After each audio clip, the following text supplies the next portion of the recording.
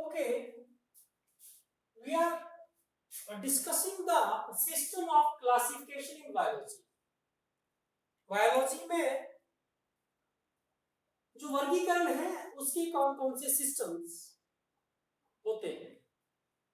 We have discussed in the earlier lecture that first of all the first system of classification it was given by Carlos Linnaeus.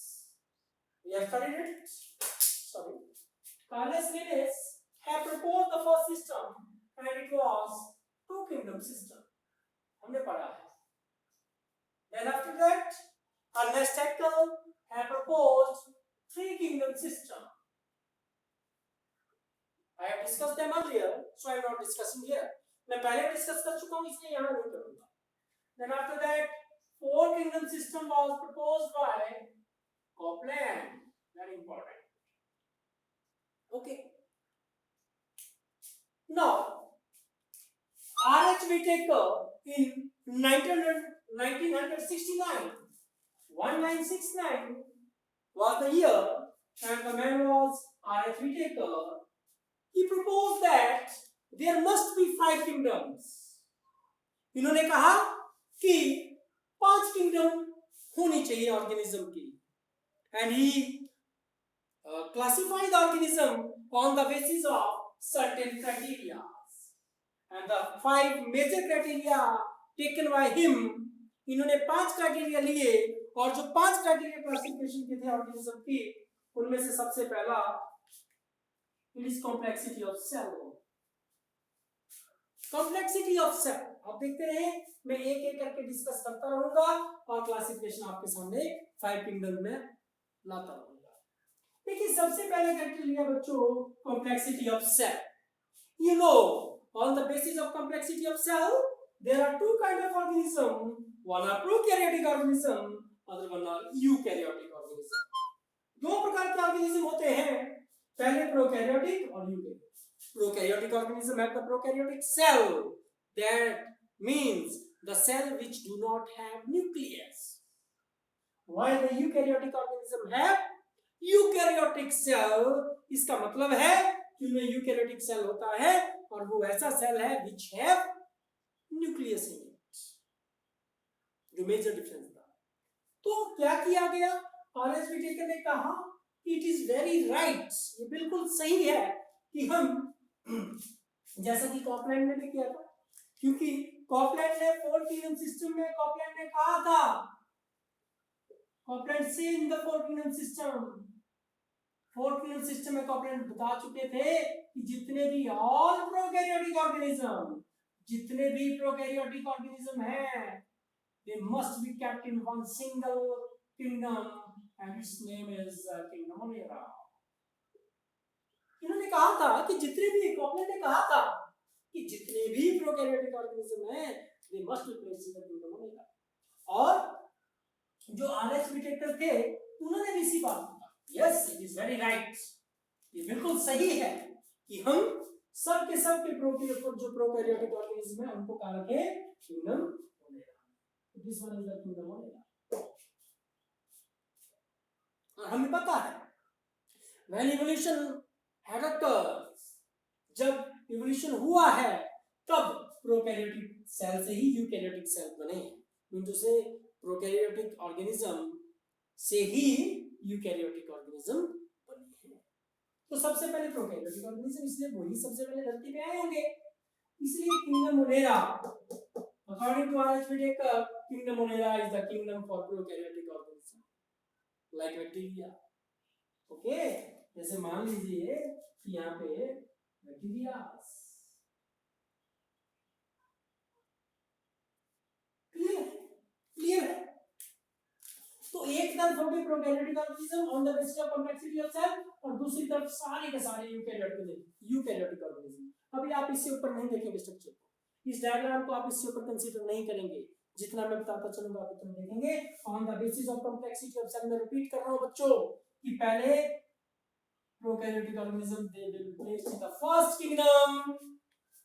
Kingdom number 1 is kingdom Monera और 5 kingdom. Second criteria, क्योंकि क्या था कि अगर सारे के सारे eukaryotic organism एक जैसे होते, अगर सभी यूकैरियोटिक ऑर्गेनिज्म एक जैसे होते बच्चों, तो फिर तो एक ही किंगडम होनी थी, और इट मीन केवल 2 ही किंगडम होनी चाहिए थी। पर ये देखा गया that all the eukaryotic organisms are not similar, they have the different characters. Okay, so we can classify the organism on the basis of certain other criteria. We have to consider certain other criteria. हमें और भी कुछ criteria consider करने पड़ेंगे. And the R.H. Whittaker, he took the second criteria for the classification of the organism, which is the complexity of organism. Organism की complexity, on the basis of complexity of organism body, there are 2 types. Organism are of 2 types. One are unicellular and one are other are multicellular. एक तरह के organism होगी unicellular organism, ये वो organism होते हैं, uni mean single, cellular mean cell, ये वो ऑर्गेनिज्म होते हैं जिनकी बॉडी एक ही सेल से बनी होती है. They are the organism which have the single celled body. जबकि जो मल्टी सेलुलर ऑर्गेनिज्म है, they are the organism multi mean many, cellular mean cells, तो इनकी जो बॉडी है वो many cells की बनी होती है, more than the one cells are involved, एक से ज्यादा सेल से बनी होती है. तो multi cellular organism are the organism which have body made up of many cells. Clear? So R.H. Whittaker now consider the second criteria, which is the complexity of organism, and classify the organism into the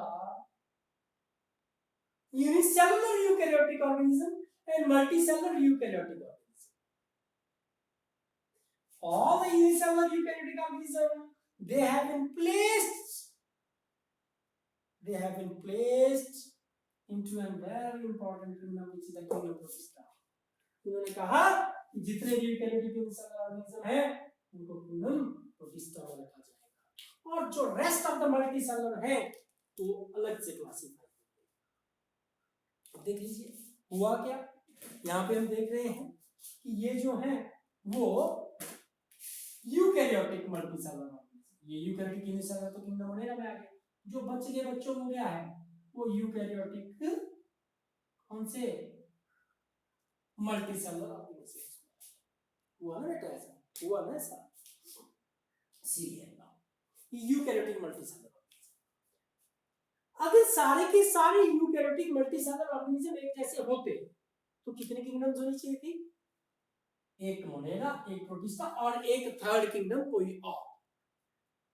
पर क्योंकि सारे के सारे eukaryotic multicellular organism एक जैसे नहीं थे, इसीलिए जो अगला क्राइटेरिया था उसको यूज किया. जो क्राइटेरिया जो नेक्स्ट यूज किया R.H. Whittaker ने क्लासिफिकेशन के लिए, क्योंकि सभी ऑर्गेनिज्म यूकैरियोटिक मल्टीसेलुलर एक जैसे नहीं थे, जो क्राइटेरिया यूज किया गया वो था mode of mutation, the most important criteria, and it was the deciding criteria. ये वो क्राइटेरिया था जिसने कि 5 किंगडम फ्रेम करवा दी. अगर आपसे पूछे कोई कि which one is the deciding criteria for the classification in 5 kingdom system of classification given by R.H. Whittaker, R.H. Whittaker ने जो 5 kingdom system of classification दिया है उसमें जो डिसाइडिंग क्राइटेरिया है वो कौन सा है, तो it is mode of nutrition. Mode of nutrition की मैं बात करूं, पोषण के तरीके, कैसे कोई ऑर्गेनिज्म खाना खाता है और बनाता है, तो मैं आपसे बात करूंगा मोड ऑफ न्यूट्रिशन के. यहां पर see here the mode of nutrition, I will discuss it. Mode of nutrition, see the 1 minute please, I will allow the person. Sorry for interruption. Actually, I have to manage the class singly, and sometimes the students enter here. Sorry for this. Mode of nutrition. There are 2 or 3 modes of nutrition basically. 2 are major one.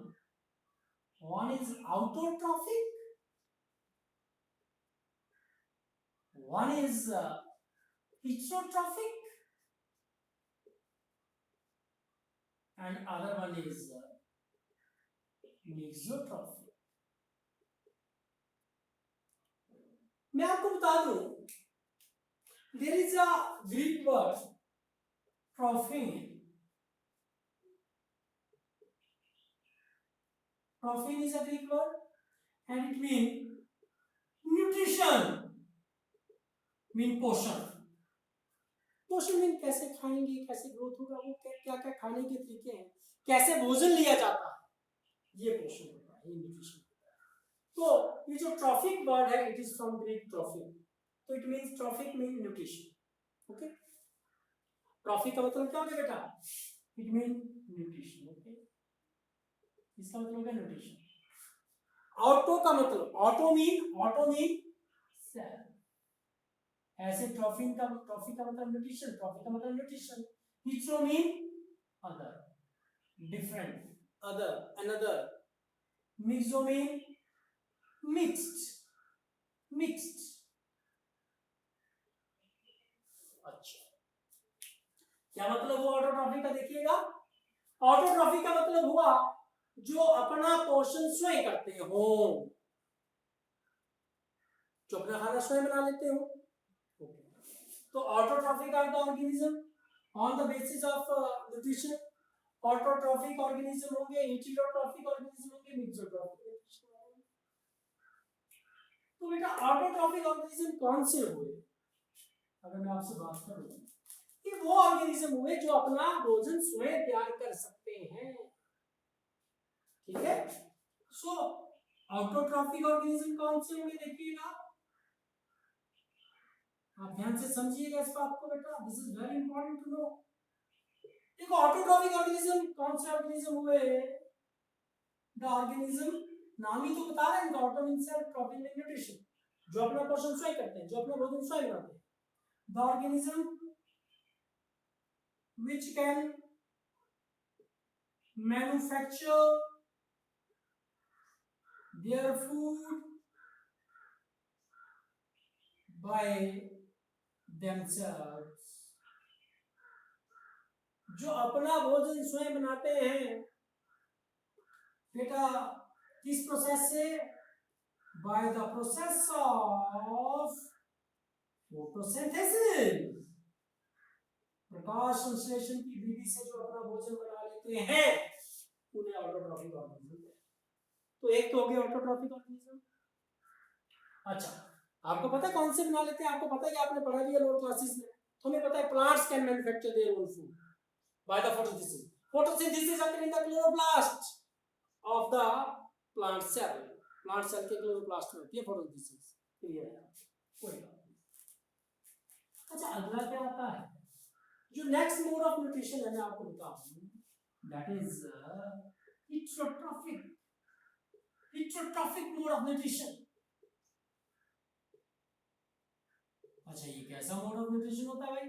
हम भी तो इसी में involve हैं, मैं आपको बता दूं, हम भी इसी में इन्वॉल्व हैं. हिट्रो था, इसमें हुआ the mode of nutrition, the mode of nutrition in which organism, ध्यान से सुनिएगा, obtain food from other organism. अरे ऐसा मोड ऑफ न्यूट्रिशन है जो जिस ऑर्गेनिज्म में होता है, वो ऑर्गेनिज्म अपना भोजन ही दूसरों से लेता है, इसलिए तो हेटेरोट्रॉफिक कहा जाता है. दूसरे से न्यूट्रिशन लेता है. ट्रॉफिक में न्यूट्रिशन, ट्रॉफिन से है ना न्यूट्रिशन वर्ड, तो हेटेरोट्रॉफिक. क्लियर हो गया? अब मैं आपको बताता हूं कि हेटेरोट्रॉफिक के जो मेजर जो mode of nutrition, the major different sub mode of nutrition. Heterotrophic mode of nutrition के जो सब मोड्स हैं, वो कौन कौन से? देखिएगा, one is saprobic, SAPROBIC, saprobic mode of nutrition.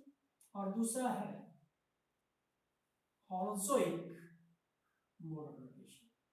देखो, जोइक वर्ड लग रहा है जू से जुआ, जू मीन एनिमल बताया था ना मैंने आपको, ऐसे क्लियर हो गया ये तो एनिमल में होता है।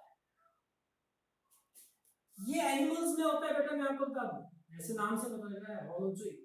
होलो मीन कंप्लीट, पूरा, जोइक मीन एनिमल, जू से। तो होलोजोइक मोड ऑफ न्यूट्रिशन में पहले बता दूं कि एनिमल्स में पाया जाता है, जैसे मुझे पता था ना कि फोटोसिंथेसिस कहां पे प्लांट्स में होती है, तो ऑटोट्रॉफिक होते हैं प्लांट्स। पर एनिमल्स में क्या होता है, हम क्या करते हैं, हम भोजन लेते हैं, उसको एनगल्फ कर लेते हैं, उसको निगल लेते हैं, फिर अंदर जाके डाइजेशन होगा जो भी होगा। तो मैं आपको बता दूं जो होलोजोइक मोड ऑफ न्यूट्रिशन है, this is basic engulfing mode of nutrition. Engulfing का मतलब होता है निगलना। मैं आपको बता दूं एनगल्फ का मतलब ही निगलना होता है, किसी चीज को निगलना, अंदर ले जाना। तो it is engulfing mode of nutrition my dear friend, और it is the characteristic feature of animals. Clear हो गया? ऑटोट्रॉफिक में प्लांट्स हो गए, होलोजोइक हेटेरोट्रॉफिक में होलोजोइक कहां हो गए, एनिमल्स के लिए। ये सेप्रोबिक मोड ऑफ न्यूट्रिशन क्या है, मैं से थोड़ा सा अगर आपका एक्सप्लेन करूं तो आप देखिएगा, यहां शायद विजिबल नहीं है, मैं यहां पे शो करना चाहूंगा। सेप्रोबिक मोड ऑफ न्यूट्रिशन आपने देखा हुआ है, कहां पे देखा मैं आपको बताता हूं। Sometime you have seen and wooden log, आपने कोई एक लकड़ी का ठेला देखा हो, this is an wooden log my dear friends, ये वुडन लॉग है बच्चों। Getting my point or not? This wooden log, sometimes you have seen that some fungi, some mushrooms you can say, fungi शायद आपने सुना भी नहीं होगा तो मैं बताऊं, पर otherwise in the lower classes you have studied, you might have studied, आपने लोअर क्लासेस में पढ़ा होगा, फिर भी नहीं पढ़ा तो मैं आपको बता दूं, कुछ ऐसा जैसा आपने देखा होगा, जरूर देखा होगा, ऐसा नहीं है, कुछ ऐसी स्ट्रक्चर एक लगी होती है प्लांट्स में, सॉरी वुडन लॉग पे, ऐसे रेज अपीयरेंस होती है इसकी। देखिए ना बच्चों, this is basically an wooden fungi, fungi भी बोलते हैं इसको, this is an wooden fungi, FUNGI। मैं आपको बता दूं ये तो बाहर दिख रहा है जो वुड के अबव है, आप देखते हैं कि वुडन लॉग इज हेल्दी, जब हमने उसे खेत में डाल दिया, खेत में काट के रखा तो अच्छा था, लेकिन with the time what happen, it got रॉटन, ये सड़ जाता है। क्या होता है, इस फंगस ने क्या किया, ये इसके अंदर पेनिट्रेट कर गई और बहुत ज्यादा ब्रांच रीब्रांच किया। तो आपको बताया, मैं आपको बता दूं फंगस में पढ़ेंगे भी, इसमें माइसीलियम होते हैं, और इसके जो माइसीलियम है वे पेनिट्रेट कर गए वुड के अंदर, और would you know, would is the part of the plant, so it have the carbohydrate proteins also, है उसके सेलुलोज भी है, ऐसे कार्बोहाइड्रेट मान के चलिए है इसमें, कंपोनेंट तो सारे होंगे, प्लाज्मा मेम्ब्रेन है तो आपको पता ही है कि उसमें कार्बोहाइड्रेट भी है, प्रोटीन्स भी है, लिपिड्स भी है, सब कुछ होते हैं, वो इस लकड़ी के ठेले में। अब बड़ा इंपॉर्टेंट एस्पेक्ट जो सबसे इंपॉर्टेंट है वो क्या है, ये कैसे इसको रॉटन कर देता है, कैसे इसको खत्म कर देता है, वो देखिएगा। ये क्या फिर और बहुत ज्यादा ग्रो करता है, ये जो फंगी है, ये जो फंजाई है, ये जो फंगस है, ये तो बहुत ज्यादा ग्रो करती है, इसका मतलब कि इसकी जो न्यूट्रिशन है बहुत अच्छी है। कोई भी ऑर्गेनिज्म तभी ग्रो कर पाएगा ना जब उसकी न्यूट्रिशन बहुत अच्छी होगी बच्चों, है ना। सी ये क्या करता है, ये फंगस क्या करता है, वो यहाँ से ना इसके ऊपर ना वुड के ऊपर जो है वो बेटा एंजाइम छोड़ देता है, कुछ ऐसा, क्या छोड़ दिए, एंजाइम सीक्रेट कर दिए, would fungus will release the enzyme in the wood, तो क्या होगा, जो वुड के जो कॉम्प्लेक्स कंपाउंड्स थे ना वहां पे, वो अब सॉल्युबलाइज हो जाएंगे, क्या हो जाएंगे, वो सॉल्युबल हो गए, अब वो सॉल्युबल कंपोनेंट्स हो गए ना इसके वुड के, ओके, बस इसी का इंतजार था, एंजाइम तो इसलिए दिए थे ना। अब जो सॉल्युबल हो गए कॉम्प्लेक्स मटेरियल, अब सॉल्युबल सिंपल हो चुका है, अब ये फंगस उसको एब्जॉर्ब कर देती है, ऐसे एब्जॉर्ब कर देगी उसको अंदर, और यही एब्जॉर्बिंग मोड जो न्यूट्रिशन का है, इसे ही तो सैप्रोबिक मोड ऑफ न्यूट्रिशन कहा जाता है। मैं लिख रहा हूं एब्जॉर्बिंग मोड ऑफ न्यूट्रिशन। तो अब आपको पता ही लग गया, फंगस तो कहीं भी लग जाएगी ना, फंगस लेदर पे लगेगी, लेदर को खत्म कर देगी, वुड पे लग जाएगी, वुड को खत्म कर देगी, कपड़े पे लग जाएगी, क्लोथ पे लग जाएगी, कपड़े को खत्म कर देगी। तो कैसे खत्म करती है वो एब्जॉर्बिंग मोड ऑफ न्यूट्रिशन। तो आपको पता लग गया कि जो एब्जॉर्बिंग मोड ऑफ न्यूट्रिशन होता है वो किसका कैरेक्टरिस्टिक फीचर है, फंजाई का। तो वेरी सिंपली नाउ हिट्रोट्रॉफी के दो मेजर मोड कर लिए, सैप्रोबिक एंड होलोजोइक। स्पेशली एनिमल्स के लिए एंगल्फिंग मोड है, निगलने वाला मोड है, जबकि जो आपका सैप्रोबिक है वो कैसा है, एब्जॉर्बिंग मोड ऑफ न्यूट्रिशन है बच्चों। क्लियर है बच्चों? ओके नाउ सी मैंने क्या कहा था, मोड ऑफ न्यूट्रिशन दो है, ऑटोट्रॉफिक जो अपना भोजन स्वयं बना लेते हैं, हिट्रोट्रॉफिक जो औरों से लेते हैं, और एक मिक्सोट्रॉफिक। मिक्सोट्रॉफिक को कैसे हैं, these are the organisms which have the both mode of nutrition.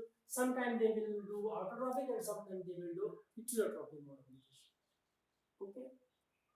बात कहां से चली थी, बात चली थी यहां से कि पहला क्राइटेरिया लगाया आरएच डिटेक्ट करना, when the consideration of first criteria will be there, was there, उस टाइम जब की थी तो कॉम्प्लेक्सिटी ऑफ सेल के अनुसार को दो तरह के ऑर्गेनिज्म आए थे, प्रोकैरियोटिक और eukaryotic.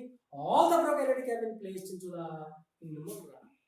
Then the second criteria of classification is the complexity of organism.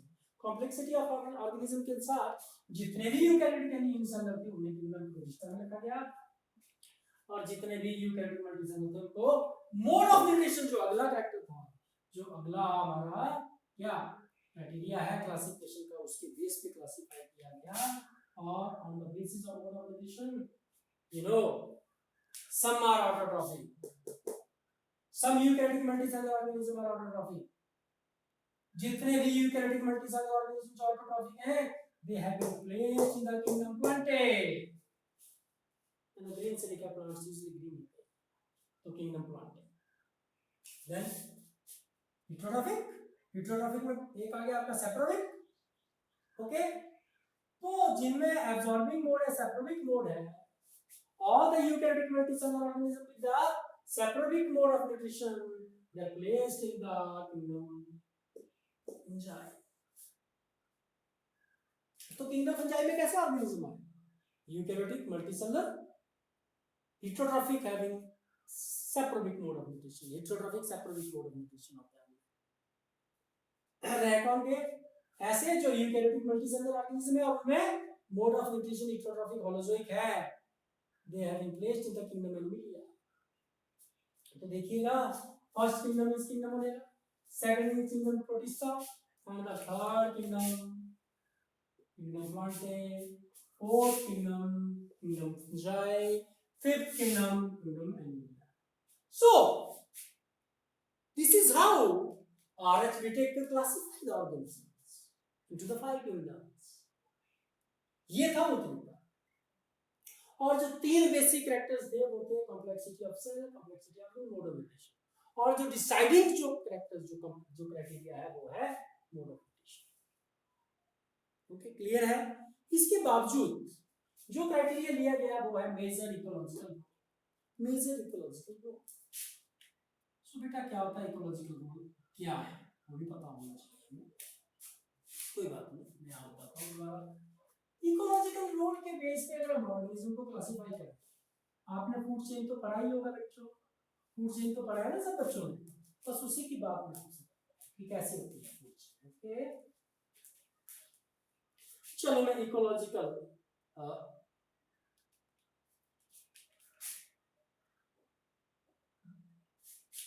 जो तो मेजर इकोलॉजिकल रोल है इस क्राइटेरिया के बेस पे मैं आपको बता रहा हूँ। Major ecological role my dear friends, see on the basis of major ecological role देखते हैं कितने प्रकार के ऑर्गेनिज्म होते हैं आपको बताओ। हम क्या देखते हैं, इस धरती पर सनलाइट आती है और जो प्लांट्स हैं वो सनलाइट को यूज करते हैं और भोजन का निर्माण करते हैं। इसलिए इस धरती पर भोजन बनाने वाले जो ऑर्गेनिज्म हैं वे plants. They are the real producers of this, जो सबसे पहले भोजन बनाएंगे। उनका रोल इकोलॉजी में क्या है, पारिस्थितिक तंत्र में क्या है, वो है प्रोड्यूसर्स।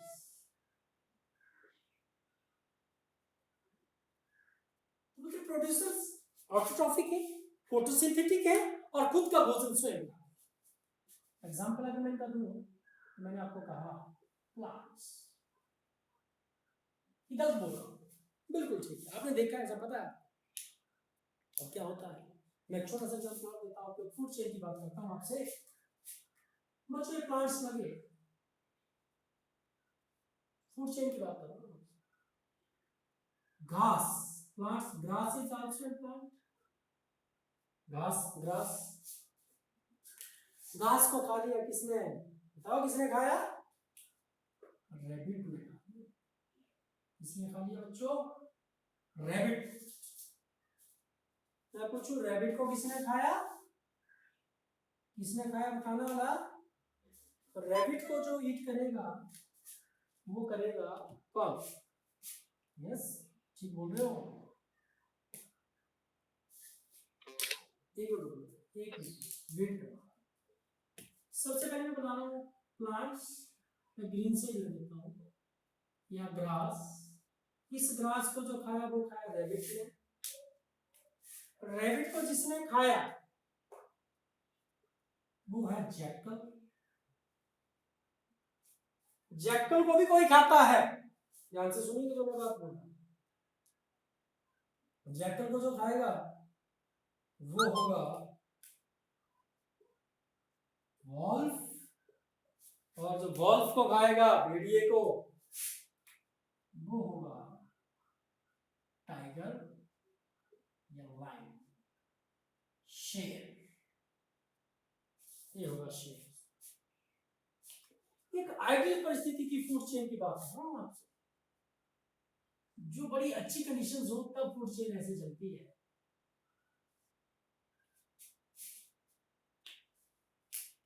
ठीक है जी, प्लांट्स ग्रास को खा गए। तो देखो सबसे पहले इस धरती पे अगर फूड आया तो किसने लाया, प्लांट्स से। तो दे आर द प्रोड्यूसर्स, ये क्या है, ये हुए प्रोड्यूसर्स। विजिबल है ना, these are the producers। अरे जिन्होंने इन प्रोड्यूसर्स को ईट किया वो क्या होंगे, दे आर द कंज्यूमर। तो जो सबसे पहला कंज्यूमर है वो तो ये है, कौन, रैबिट। प्राइमरी, मैं प्राइमरी को ना 1 डिग्री लिख दूंगा, सेकेंडरी को 2 डिग्री लिखूंगा। ये प्राइमरी कंज्यूमर है बेटा, प्राइमरी कंज्यूमर, ठीक है। और अगर देखें तो खाता तो वो घास है, इसलिए हम इसे हर्बीवोर बोल देते हैं। तो देखो इकोलॉजी में जो रोल है वो प्लांट्स का है कि वो फूड बनाते हैं, प्लांट्स का रोल है कि वो फूड बनाते हैं, दे आर इकोलॉजिकली प्रोड्यूसर्स। और जो इनको खाएंगे वो कंज्यूमर्स हुए, बनाने वाले हैं तो अगला कंज्यूमर है। तो इट मींस कि प्रोड्यूसर के बाद जो आते हैं वो कंज्यूमर्स आते हैं। कंज्यूमर जो प्राइमरी लेवल का होगा, जो प्राइमरी कंज्यूमर है, जैसे मैंने कहा कि वो हर्बीवोर्स होते हैं, ये शाकाहारी होते हैं, ये घास ही खाते हैं, जैसे रैबिट यहाँ पे। क्लियर। अब रैबिट को किसने खाया, जैकल ने खाया, तो अभी तो है तो कंज्यूमर ही वो भी, पर वो कैसा है, वो सेकेंडरी लेवल का है। जो इन हर्बीवोर को खाएंगे ना, वो जो जैकल है वो है तो क्या, वो है तो सेकंड कंज्यूमर ना, ये सेकंड लेवल का सेकेंडरी कंज्यूमर है वो कार्निवोर। कार्निवोर वो मांस खाते हैं, मांसाहारी है। और इकोलॉजिकल रोल सेकेंडरी कंज्यूमर, तो प्राइमरी कंज्यूमर, फिर सेकेंडरी कंज्यूमर, फिर उसके ऊपर टर्शियरी कंज्यूमर, है ना बच्चों, ठीक है। तो इसके ऊपर होता है टर्शरी कंज्यूमर। ध्यान से देखना बेटा, आपको मैं कुछ ऐसी बातें बता दूंगा जो बहुत इंपॉर्टेंट है। और उसके बाद top consumers, they are the top consumers. उनको तो कौन खाएगा, शेर को कौन खाता है, हिम्मत है किसी की? Top consumers. So here the top consumers, ये है फूड चेन। फूड चेन के अंदर एक नियम चलता है, आपको बता दूं। And what is this principle? Eat and get eaten by others. याद रखें आप किसी दूसरे को खाओ और कोई दूसरा आपको खाए, ये नियम है फूड चेन। ऐसे चलते देखो फूड चेन, क्लियर है? अब बात ये आती है, प्रश्न ये है जो मैं आपसे पूछूंगा, क्या सारे के सारे प्लांट एक रैबिट नहीं खाते? जितने रैबिट हैं या गोट हैं जो हर्बीवोर्स हैं, मैं तो सिंपल बात करूं, जो तो प्राइमरी कंज्यूमर हैं जो हर्बीवोर्स हैं, क्या वो पूरी की पूरी धरती का घास खा जाते हैं? नहीं खा पाते हैं, कुछ तो बच जाता है और वो वहीं पे सड़ भी जाता है। ध्यान से सुनिए, क्या सारे के सारे रैबिट जैकल ने खा लिए? क्या जो आपके प्राइमरी कंज्यूमर हर्बीवोर्स थे, जो प्राइमरी कंज्यूमर थे, यहाँ प्राइमरी के साथ कंज्यूमर भी लिखना है, कंज्यूमर प्राइमरी है ना, लिखा है कंज्यूमर पर। जो प्राइमरी कंज्यूमर हर्बीवोर है, ये सारे के सारे सेकेंडरी लेवल के खा जाते हैं? नहीं, कुछ ऐसे भी मर जाते हैं मिट्टी में, वो भी सड़ जाते हैं, डिकम्पोज हो जाते हैं। क्या सारे के सारे जो सेकेंडरी लेवल के कंज्यूमर है, टर्शियरी लेवल के कंज्यूमर ने खा लिया? नहीं, कुछ तो अपने आप भी मर जाते हैं और मिट्टी में डिकम्पोज हो जाते हैं, मिनरलाइज हो जाते हैं। फिर भैया शेर को कौन खाए? बात है तो टॉप कंज्यूमर को खाने वाला तो कोई नहीं, वो मर जाएगा और मिट्टी में सड़ जाएगा, डिकम्पोज हो जाएगा, डिकम्पोजिशन उसकी हो जाएगी। तो मेरा प्रश्न ये है कि जो लेफ्ट ओवर हर एक लेवल पे है, वो प्रोड्यूसर की लेवल पे भी लेफ्ट ओवर है, प्राइमरी कंज्यूमर के ऊपर भी लेवल पे भी लेफ्ट ओवर है, सेकेंडरी कंज्यूमर की लेवल पे भी लेफ्ट ओवर है, टर्शियरी की लेवल पे, टॉप कंज्यूमर की लेवल पे, सबकी लेवल पे लेफ्ट ओवर है जो बच जाता है और वो डिकम्पोज। तो जो हर एक लेवल पे जो डिकम्पोजिशन हो रहा है, तो मेरा प्रश्न ये है कि वो डिकम्पोजिशन कौन कर रहा है? The very important component of the ecosystem, that is ecology, is involve here. यहां पे डिकम्पोजिशन करने के लिए, चाहे वो प्रोड्यूसर्स का डिकम्पोजिशन है जो लेफ्ट ओवर है, चाहे वो प्राइमरी कंज्यूमर, चाहे सेकेंडरी, चाहे टर्शियरी, चाहे टॉप कंज्यूमर्स, ये कौन है? इन्हें कहा जाता है डिकम्पोजर्स। बोलने का मतलब कि the left over from producers, left over from primary consumers, left over from secondary consumer, left over from tertiary consumer, and left over from where? Upmost consumer. Who will act upon these? इनके ऊपर जो मर गए हैं उनके ऊपर कौन decompose करेगा जो बचा हुआ था? My dear friends, these are very important. These are called decomposers. Decomposers बेटा, डिकम्पोजर्स कहते हैं। क्लियर है? अब प्रश्न ये आता है कि एक और कंपोनेंट, जो तीसरा कंपोनेंट मैं इकोलॉजिकल लेवल पे आपसे करूंगा, जिनका मेजर इकोलॉजिकल रोल रहता है, वो है डिकम्पोजर।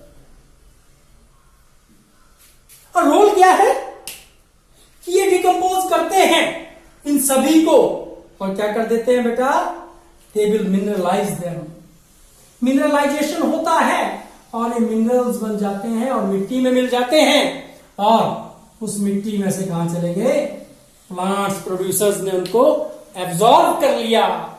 और कहां से कहां ट्रेवल कर रहे हैं? देखिए, फूड चेन के द्वारा, eat and get eaten by others, इस फिनोमेना, इस प्रिंसिपल के द्वारा भी प्लांट से प्राइमरी कंज्यूमर, देन, है ना, देख रहे हैं आप, then secondary consumer, tertiary consumer, top carnivores, top consumers, और दोबारा डिकम्पोजर एक्ट करेंगे, दोबारा मिनरलाइज करेंगे और इकोसिस्टम को चलाते रहेंगे।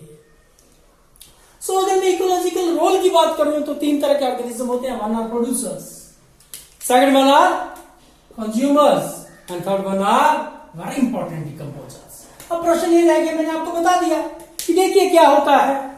जो प्रोड्यूसर्स हैं they are plants, we know the photosynthesis occur in plants, so plants are the producers. Animals जिनमें होलोजोइक मोड है दे आर द कंज्यूमर्स। तो डिकम्पोजर जो हैं वो मेनली कहां पे आ गए? They are fungi, fungus, some people will pronounce it as fungi. So fungi, fungi या फंगस जो भी है ये डिकम्पोजर्स है।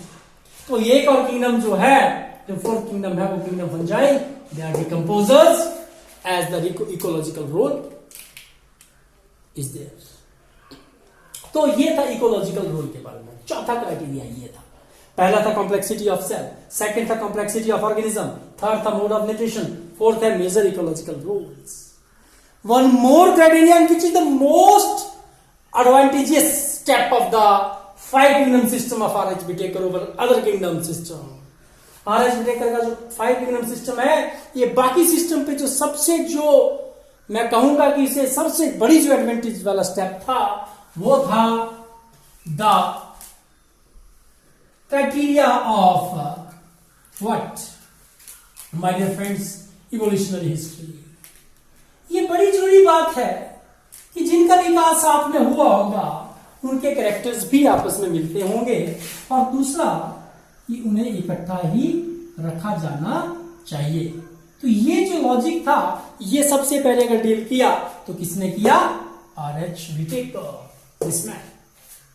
And this is the phylogenetic relationship. मैं एक वर्ड आपको, एक टर्म आपको बता रहा हूं बेटा यहां पे, phylogeny, PHYLOGNY। Phylogeny is nothing, it is evolutionary history. ये विकास की गाथा है, ये विकास की कहानी है किसी भी ऑर्गेनिज्म की, और वो बताती है कि उसकी सिमिलरिटीज किस ऑर्गेनिज्म से है।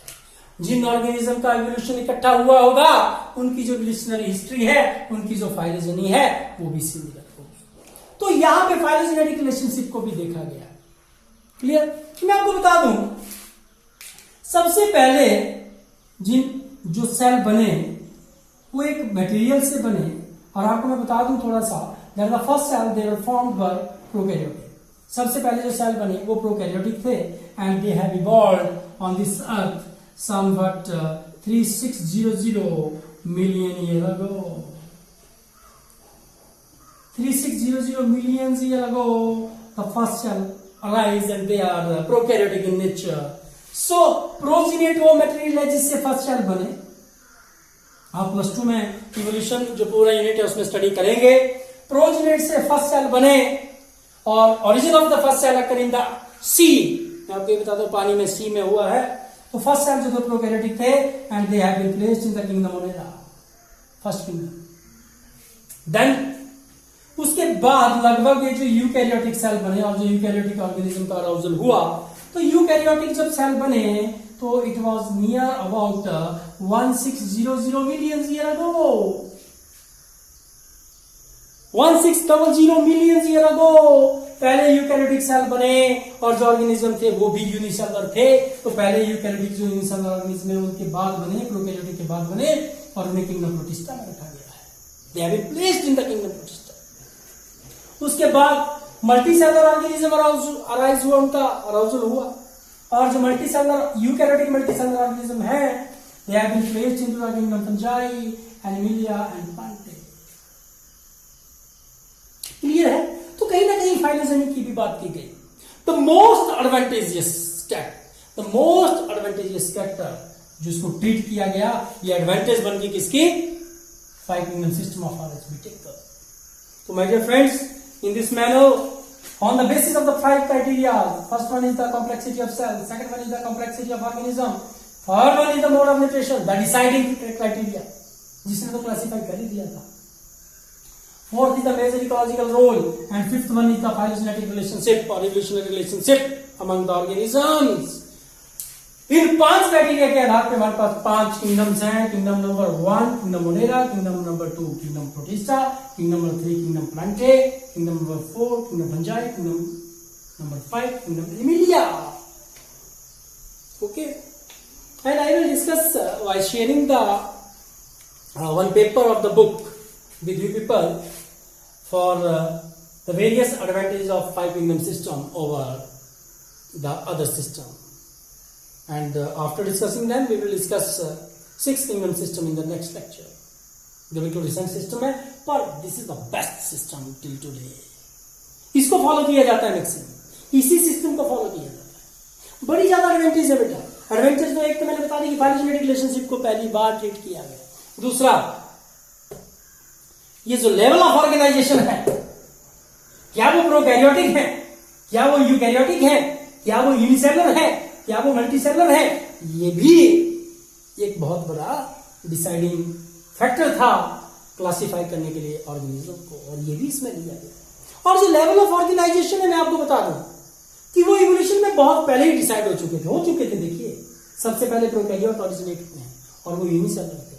उसके बाद यूकैरियोट ओरिजिनेट हुए, मैंने बताया तो है आपको, 1600 मिलियन ईयर अगो उनका विकास हुआ। पहले सेल बने यूकैरियोटिक और वो भी यूनिसेलुलर पहले थे। तो देखिए, अब विकास भी हो रहा है और लेवल ऑफ ऑर्गेनाइजेशन भी डेवलप हो रही है। फिर multi cellular level of organisation आया। तो पहले ये सेलुलर लेवल आया, फिर मल्टी सेलुलर आया।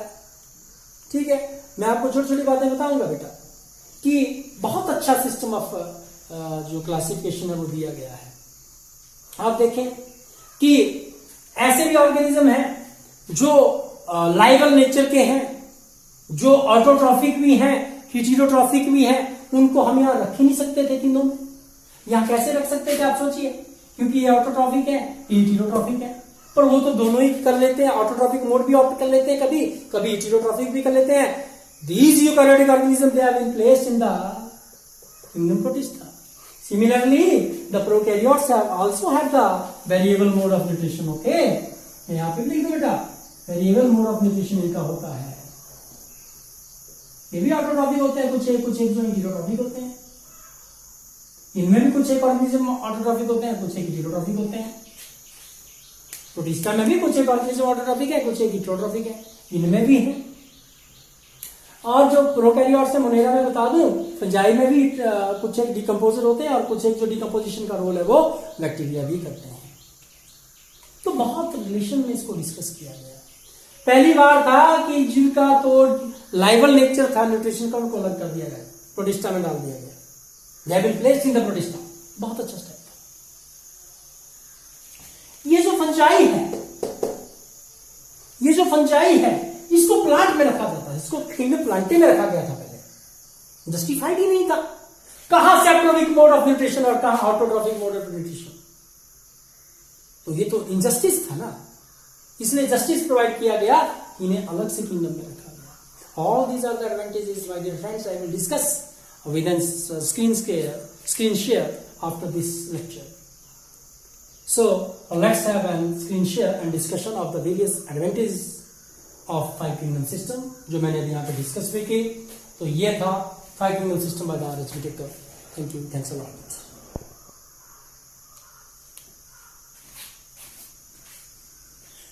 तो अब मैं स्क्रीन शेयर आपके सामने ला रहा हूं।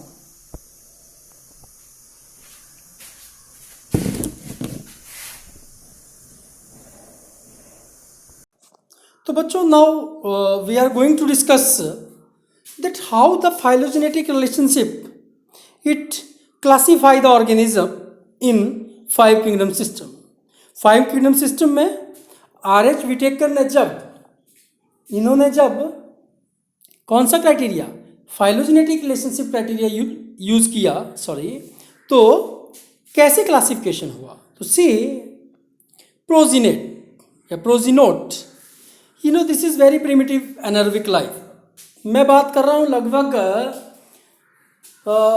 The time before 3600 million year ago, like 3700 million year ago, 3800 million year ago और समवट।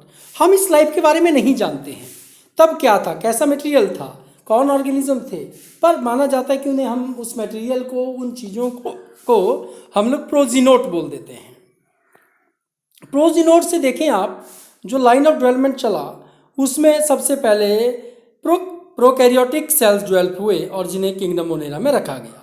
इनमें आर्कीबैक्टीरिया, एंशिएंट बैक्टीरिया है सबसे पहले, फिर यू बैक्टीरिया जिन्हें हम ट्रू बैक्टीरिया कहते हैं वो डेवलप हुए, फिर photosynthetic cyanobacteria, blue green algae develop हुई, ये एक लाइन पे। उसके बाद अगर आप देखें, primitive eukaryotes will be there which are flagellate. उनसे ही अलग अलग लाइंस पे, आप ध्यान से सुनिए मेरी बात, अलग अलग लाइंस पे जो इवोल्यूशन हुआ वो सारे के सारे ऑर्गेनिज्म यूकैरियोटिक थे और यूकैरियोटिक थे और साथ में यूनिसेलुलर हैं। आज भी ऑर्गेनिज्म यूकैरियोटिक और यूनिसेलुलर हैं। सी नाउ, अगर आप यहाँ पे देख रहे हैं, मैं आपको एक बात बताऊं, एनिमल किंगडम के कुछ एक मेंबर जिनको पहले एनिमल किंगडम में रखा जाता था, अब वो, क्योंकि मैंने बताया था आपको उनके कैरेक्टर्स एनिमल से भी मिलते हैं और प्लांट से भी, और दूसरा उनका जो मोड ऑफ न्यूट्रिशन है वो मिक्सोट्रॉपिक है। Some of them are basically autotrophic, some are heterotrophic. और दूसरी बात क्या कि वो यूनिसेलुलर थे, इसलिए आप यहाँ पे पढ़ें, दिस इज स्पोरोजोआ, ओके, जू मास्टिगिना, देन सीलियोफोरा, सार्कोडिना। अगर आप इनमें देखें, इनके एग्जाम्पल अगर आप सार्कोडिना में देखें, amoeba is there, amoeba, okay, और जू मास्टिगिना में एनिमल फ्लैजलेट, जिनमें फ्लैजिला है एनिमल्स, ऐसे एनिमल्स, और जो यूनिसेलुलर थे उनको रखा गया। आप देखें ये जो लाइन ऑफ इवोल्यूशन है वो आगे जाके एनिमल किंगडम में एंड होती है, ठीक है।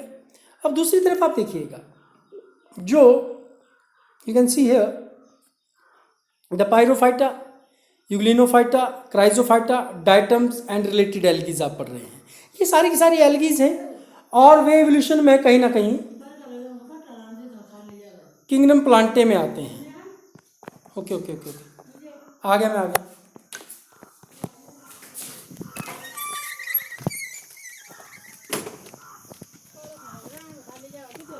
खाली जगह क्या मतलब है? खाली कुछ नीचे जगह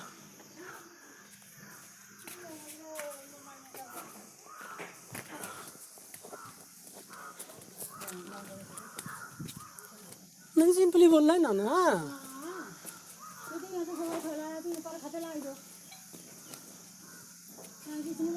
कुछ नहीं होना भाई, एप्लीकेशन नहीं आपको आना, ये जैसे जरूरी नहीं है भाई। बोल दो इनको ना, लड़ना थोड़ी है, लड़ना नहीं, बताना इनको, लड़ना नहीं, बताओ बस, लड़ने वाली तो बात ही नहीं है।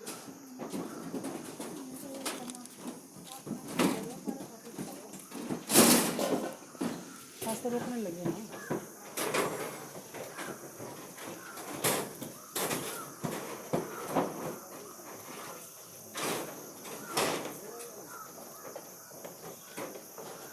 नहीं मानते हैं तो मुझे बताओ तो, ठीक है। ये मंदिर मैं देखा, मैं एप्लीकेशन नहीं देख सकता, जबरदस्ती करना तो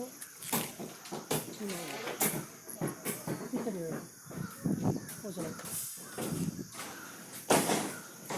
इनको बोलना हमारा फर्ज है, बाकी मैंने फटे नहीं खाए पीछे दीवार में है।